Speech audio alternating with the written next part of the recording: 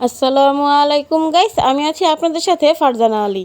আর আজকে আবারও নিজস্ব একটা রেসিপি নিয়ে হাজির হয়ে গেলাম আপনাদের সামনে। আজ আমি তৈরি করব সুজির হালুয়া বা বরফি। আমি জানি আমার মা বোনেরা সবাই সুজির হালুয়া তৈরি করতে পারেন, তাই নতুন করে এটা কিছু দেখার মতো নেই। কিন্তু যারা নতুন বিবাহিত দম্পতি আছেন, রান্না করতে জানেন না, তাদের জন্য আজকের এই রেসিপিটা। তাছাড়াও সবার নিজস্ব একটা রেসিপি রয়েছে, সবাই তার একরকমভাবে হালুয়া তৈরি করে না। আর তাই আমিও আমার নিজস্ব রেসিপি নিয়ে হাজির হয়ে গেলাম আপনাদের সামনে। তাই আমি এই হালুয়া তৈরি করতে নিয়েছি প্রাণ প্রিমিয়াম ঘি, আর তার পাশাপাশি নিয়েছি 1 পা পরিমাণের সুজি, আর তার সাথে নিয়েছি গোটা 5 এলাচ, তবে অবশ্যই এলাচটা ফাটিয়ে নিয়েছি।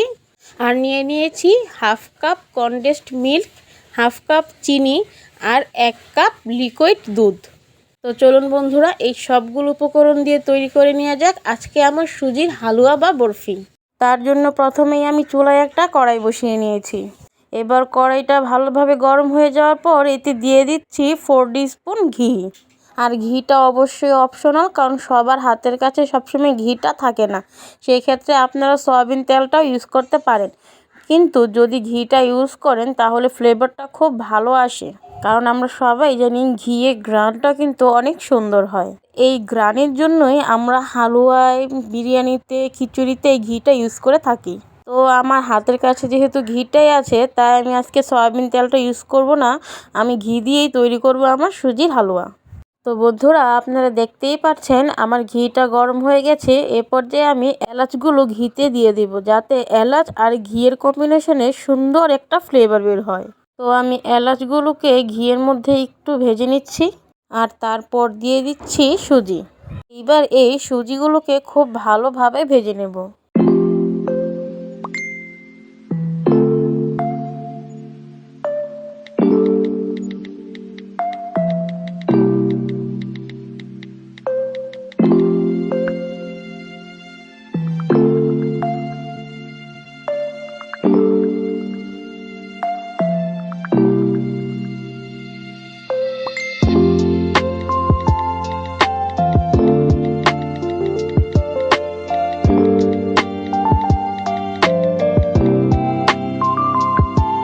তো দেখতেই পাচ্ছেন বন্ধুরা, আমার সুজিটা ভালোভাবে ভাজা হয়ে গেছে। এ পর্যায়ে আমি অ্যাড করে দিচ্ছি লিকুইড দুধ। আর লিকুইড দুধটা আমি অল্প অল্প করে দিয়ে ভালোভাবে সুজির সাথে মিশিয়ে নিচ্ছি।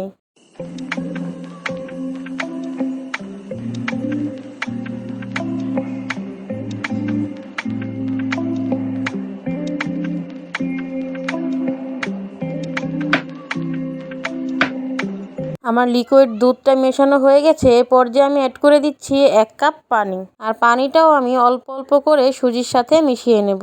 আর এই পানিটা দেওয়ার মূল উদ্দেশ্য হচ্ছে সুজিটা যাতে ভালোভাবে ফুটে যায় বা সিদ্ধ হয়ে যায়।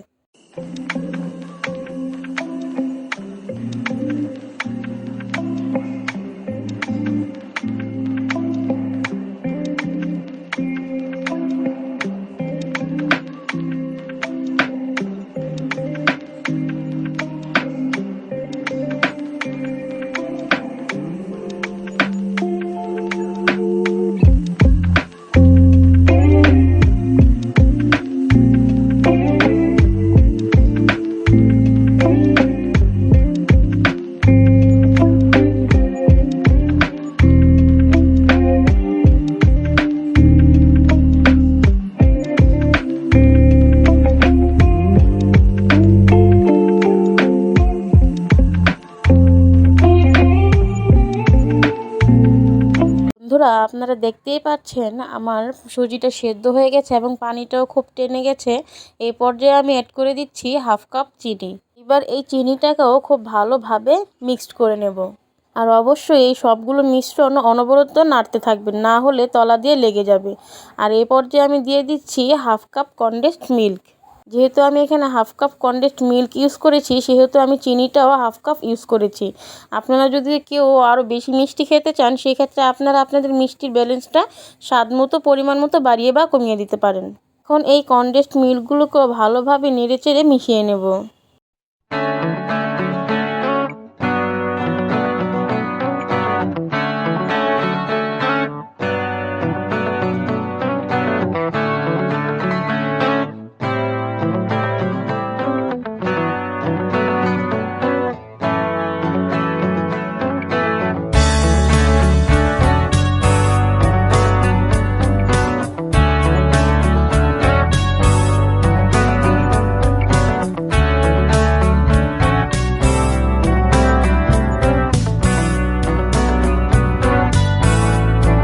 আর এই পর্যায়ে আমি অ্যাড করে দিচ্ছি স্বাদমতো লবণ। মিষ্টি খাবারে যদি লবণের ব্যালেন্সটা ঠিক না থাকে তাহলে মিষ্টি খাবার খেতেও ভালো লাগে না।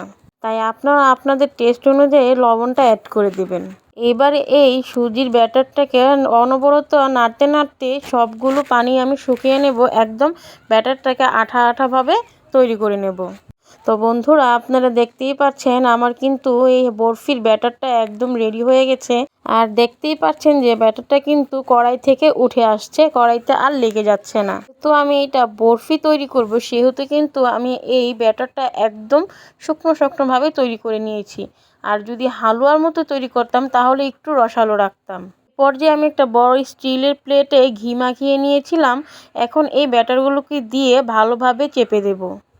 আর অবশ্যই ব্যাটারটা গরম থাকতে থাকতেই ব্যাটারটা যেই প্লেটে সেট করবেন সেই প্লেটে ঘি মাখিয়ে ব্যাটারটাকে সেট করে নিতে হবে। না হলে কিন্তু ঠান্ডা হয়ে গেলে শক্ত হয়ে যাবে আর এই ব্যাটারটাকে সেট করতে পারবেন না।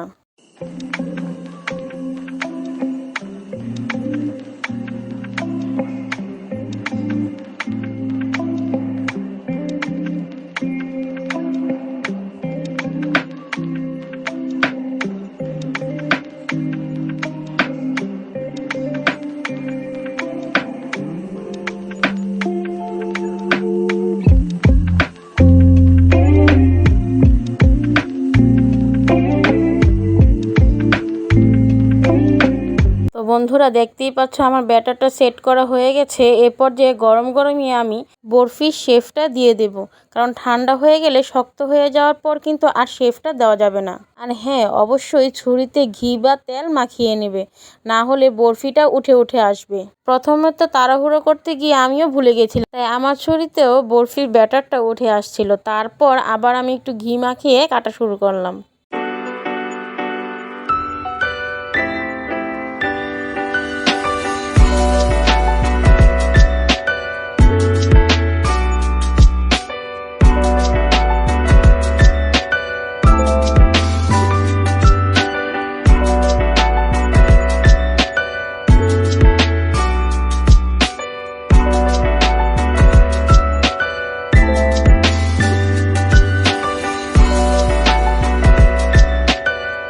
তো বন্ধুরা, তোমরা দেখতেই পাচ্ছ আমার শেফটা দেওয়া হয়ে গেছে এবং আমি গরম থাকা অবস্থায় ডেকোরেশনের জন্য কিছু বাদাম আর কিশমিশ ইউজ করেছি।